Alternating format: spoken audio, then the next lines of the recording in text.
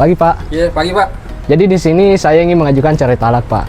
Kalau bisa tahu apa prosedur-prosedur dan juga berkas-berkas yang harus saya lengkapi. Pertama itu Pak, ke ruangan informasi gitu dulu. Oh. Di sana, arahkan ke masuk ke dalam. Ini Pak, coba nomor antreannya di. Oh iya. Ini anunya, ID card-nya di. Oh iya Pak. Siap. Masuk ke dalam di. Oh iya Pak. Oke. Terima kasih Pak.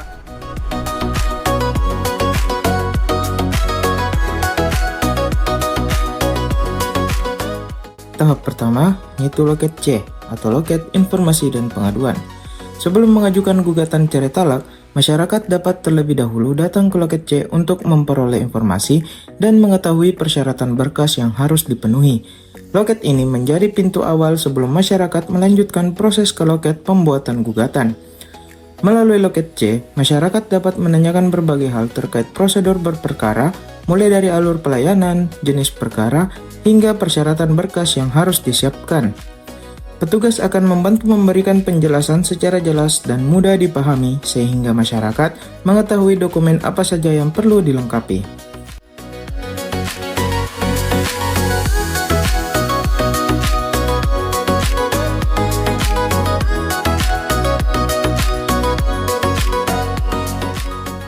Selanjutnya, kita ke loket H atau loket pos pelayanan hukum disingkat Posyankum. Posyankum merupakan layanan yang disediakan untuk membantu masyarakat pencari keadilan, khususnya dalam perkara di pengadilan agama. Bagi masyarakat yang akan mengajukan cerai talak, Posyankum berperan memberikan pendampingan dalam penyusunan permohonan cerai talak sesuai dengan ketentuan hukum yang berlaku. Di Posyankum, pemohon akan dibantu dalam pengisian identitas para pihak, penyesuaian format permohonan, serta penyusunan alasan pengajuan cerai talak atau posita perkara. Selain itu, petugas Posyankum juga membantu memeriksa kelengkapan persyaratan administrasi seperti buku nikah, kartu tanda penduduk, kartu keluarga, dan dokumen pendukung lainnya. Dengan pendampingan dari Posyankum, permohonan cerai talak diharapkan telah tersusun dengan benar dan siap untuk didaftarkan di pengadilan agama. Untuk tahap berikutnya, kita ke loket G. Loket ini merupakan loket pelayanan e-court yang melayani proses administrasi perkara secara elektronik. Dalam perkara cerai talak, loket G menjadi tahapan lanjutan setelah pemohon memperoleh bantuan penyusunan permohonan di loket H atau Posyankum dan sebelum memasuki tahapan persidangan. Pada loket G, pemohon cerai talak akan dibantu dalam proses pendaftaran permohonan cerai talak melalui sistem e-court. Pelayanan meliputi pembuatan dan verifikasi akun e-court, pengunggahan dokumen permohonan cerai talak beserta persyaratan pendukung, serta penjelasan mengenai pembayaran panjar biaya perkara melalui sistem e-payment. Selain itu, di loket G, pemohon juga akan mendapatkan penjelasan terkait pemanggilan para pihak secara elektronik atau e-summons, serta informasi mengenai agenda sidang selanjutnya setelah perkara terdaftar.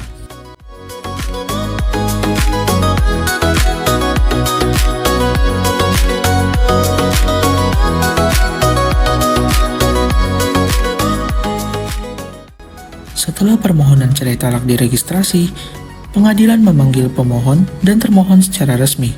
Pada sidang pertama, hakim wajib mengupayakan perdamaian melalui mediasi, dan jika gagal, sidang dilanjutkan dengan pembacaan permohonan serta tahap jawab-menjawab antara para pihak. Selanjutnya, dilakukan pembuktian melalui surat dan saksi. Kemudian, para pihak menyampaikan kesimpulan. Setelah itu, majelis hakim bermusyawarah dan membacakan putusan mengenai izin talak. Perceraian baru dianggap sah setelah talak diucapkan di depan sidang pengadilan dan putusan berkekuatan hukum tetap.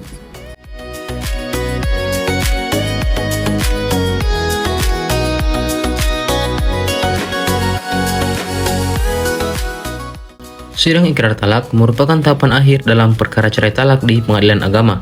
Sidang ini dilaksanakan setelah putusan pengadilan yang mengabulkan pemohon cerai talak memperoleh kekuatan hukum tetap atau inkrah. Sidang akan dibuka dan dinyatakan terbuka untuk umum oleh majelis hakim. Majelis hakim memeriksa identitas para pihak serta memastikan bahwa putusan cerai talak sebelumnya telah berkekuatan hukum tetap dan tidak ada upaya hukum lanjutan. Berikutnya adalah pemeriksaan kesiapan pemohon untuk mengucapkan ikrar talak. majelis hakim menanyakan secara langsung kepada pemohon apakah tetap berkehendak menjatuhkan talak terhadap termohon tanpa paksaan dari pihak manapun. Apabila pemohon menyatakan kesediaannya, sidang dilanjutkan. Setelah itu, pengucapan ikrar talak dilakukan oleh pemohon di hadapan majelis hakim. Pemohon mengucapkan ikrar talak secara lisan dengan lafaz yang jelas dan tegas, sesuai dengan hukum Islam dan peraturan perundang-undangan yang berlaku.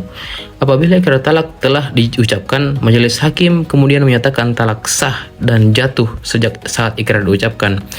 Setelah seluruh rangkaian sidang cerai talak dinyatakan selesai, masyarakat dapat melanjutkan ke loket B, yaitu loket penyerahan produk. Pada loket B, masyarakat akan mendapatkan penjelasan terkait produk pengadilan yang dihasilkan dari perkara cerai talak, seperti akta cerai dan salinan putusan. Petugas akan menjelaskan jenis produk yang dapat diterima serta waktu ketersediaannya.